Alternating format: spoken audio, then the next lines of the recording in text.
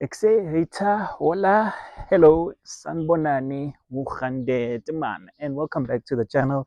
Today we are joined by Toyota's recently updated Corolla Cross.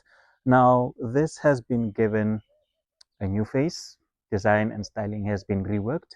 We have new interior trims, we have updated technology, as well as a bunch of safety features which have been upgraded as well. And mechanically, everything else is still the same. So, will it impress? By the way, this is the range topping XR HEV. So, yeah, let's get into it.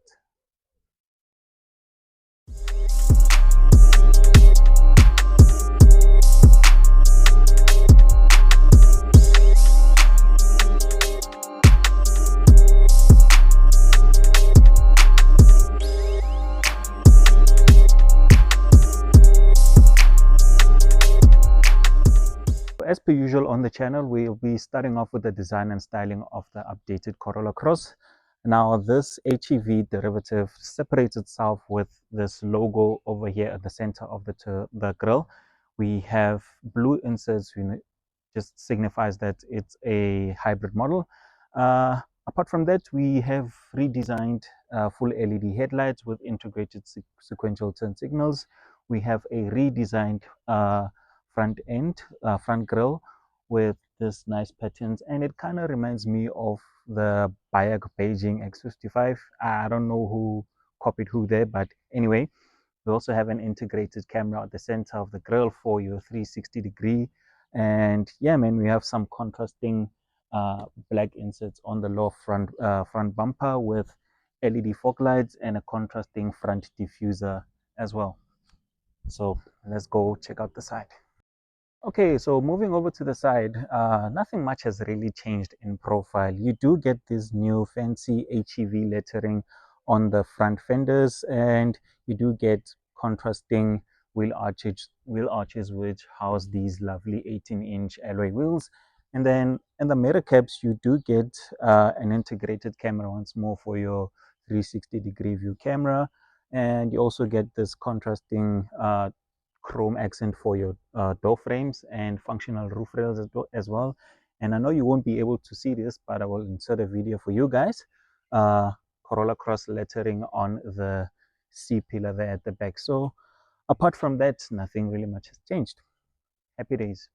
Okay, so having a look at the rear end design, nothing really much has changed compared to the previous pre-facelift model. But I noticed that you do get these redesigned tail lights. These are LED, this top section, but this bottom section just have bulbs, so have to make do with that. Another thing that they have reworked is this rear diffuser thingy, cosmetic thingy over here. It isn't body color. I think the pre-facelift model was in some gunmetal gray. And yeah, you do have this chunky contrasting rear bumper with parking distance control sensors integrated for this XR derivative. Other highlights, you do get once more Corolla Cross lettering on the tailgate, and you do get this once more this Toyota badge with blue accents as well to remind you that you're driving a hybrid derivative, and a shark fin antenna as well as a tailgate integrated boot spoiler. Another nifty feature that Toyota integrated into the facelifted Corolla Cross is this. Finally, an electric tailgate. How nice. Okay, so what are my thoughts on the design and styling of the updated Toyota Corolla Cross? Well, I like it. Looks quite decent. It's not really wow. I think I'd like the GR Sport HEV derivative, but this XR grade is really not offensive. I mean, the highlight for me is this redesigned headlight units with this integrated sequential turn signals. Just give it that modern premium look, and these alloy wheels as well, proper. But apart from that, yeah, man, it's really not an offensive looking car, but really looks good. So you'll tell me what you guys think about it.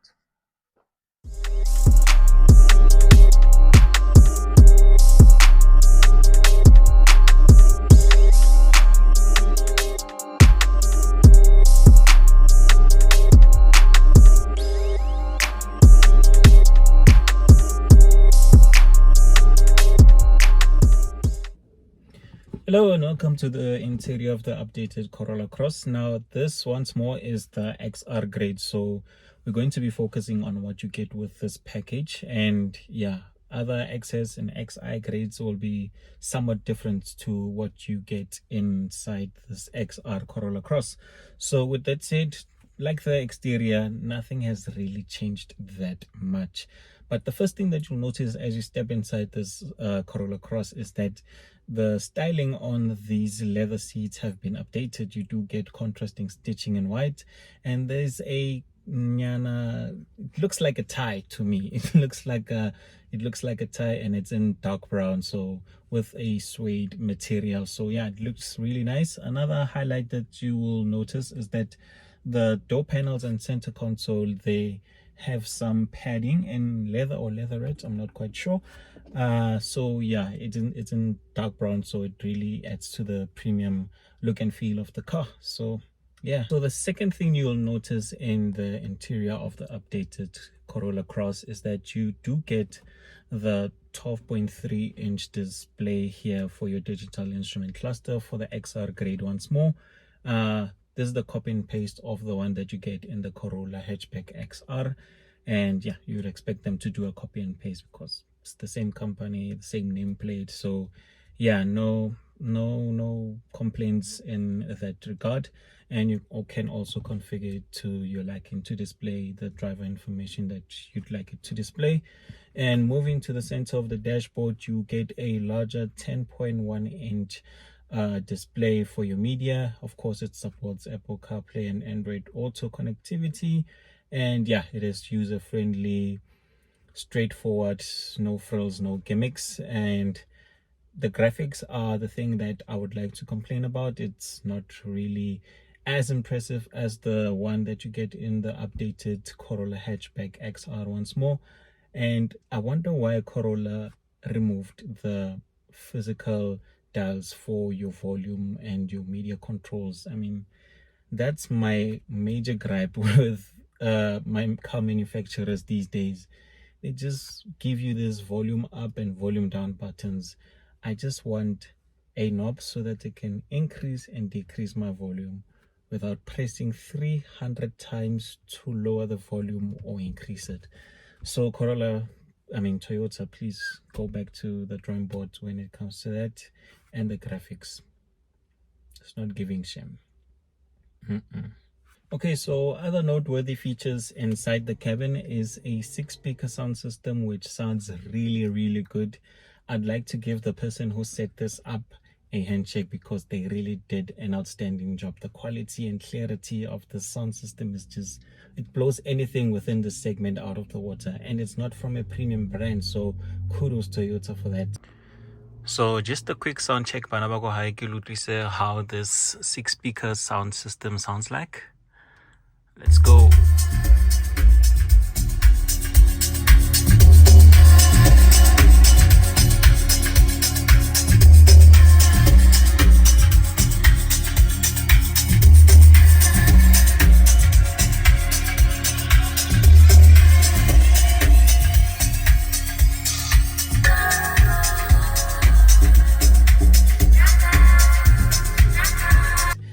Other features, you do get 3 USB-C ports, one up front, 2 at the back. At the center console, you do get a 12-volt socket, 120 watts, of course, that's the standard. And yeah, man, my complaints, there's no sunroof, no panoramic sunroof option. And I think every car within the segment has that option, or maybe it's standard within the range. So yeah, Toyota, please consider us. South Africans, we do really love that. And strangely enough, in other markets, I've seen panoramic sunroofs on Corolla hatchbacks and some other Toyota models. So Toyota South Africa, please consider us. We've been crying for a very long time for you guys to add that as a standard or optional extra. We are willing to pay whichever amount. So yeah, man, in a nutshell, I really like the interior. I do appreciate the instrument cluster, which is now digital. We get a larger display over here, although the graphics are a bit of a hit and miss, and there's no option for a sunroof or a panoramic sunroof. But apart from that, build quality is steady. You do get nice touch points on the dashboard, the door panels, the armrest, the seats are also comfortable and supportive, but I'll talk about that once we hit the road. And with that, araba again. So underneath the bonnet, we get a 1.8 liter four-cylinder petrol engine. It has self-charging hybrid technology, and the total system power and torque outputs of this whole setup is 93 kilowatts and 142 Newton meters of torque. Now, this engine is paired with a CVT gearbox. For those who don't know, it's called Curriculum Vitae transmission. I'm kidding. I'm kidding. It's not Curriculum Vitae. So yeah, it is that CVT gearbox that we all know and hate, but let's drive this car and see how it handles the road. So let's get to it. So how has it been living with the updated Toyota Corolla Cross? Once more, it's a 1.8 liter naturally aspirated four-cylinder engine.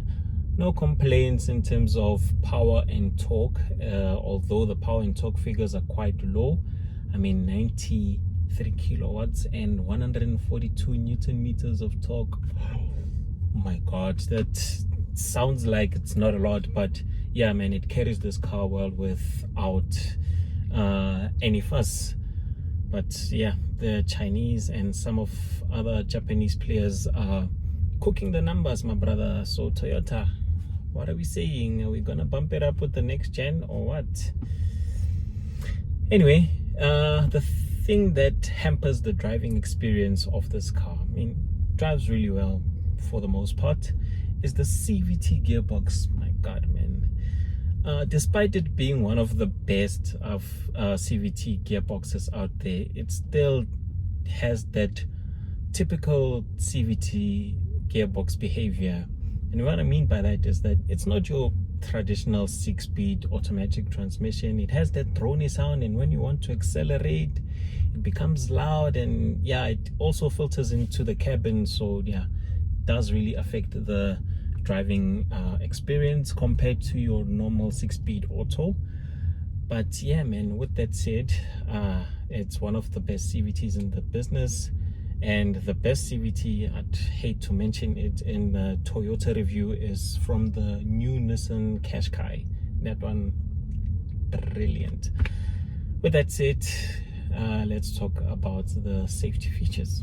So on the ride quality and suspension setup, kudos to Toyota in that department. They've really done an outstanding job, really comfortable. And another thing that I'd like to say kudos to Toyota for is upgrading the advanced driver assistance system features. You do get now blind spot monitoring, front collision warning, rear cross alert, traffic alert, which has saved my butt for quite some times. You know, when you're parked in a parking lot and you reverse and you just can't see what's approaching from your left and right hand side, and then yeah, it will beep and just to notify you that say there's a car or a person approaching, please stop. So yeah, that I do like. Adaptive cruise control, of course, eases the strain of long distance driving. There's also lane keeping assist, which of course helps you keep inside your lane. It's not intrusive like the ones you get in some Chinese cars. Yeah, it's just perfect. Happy, can't complain.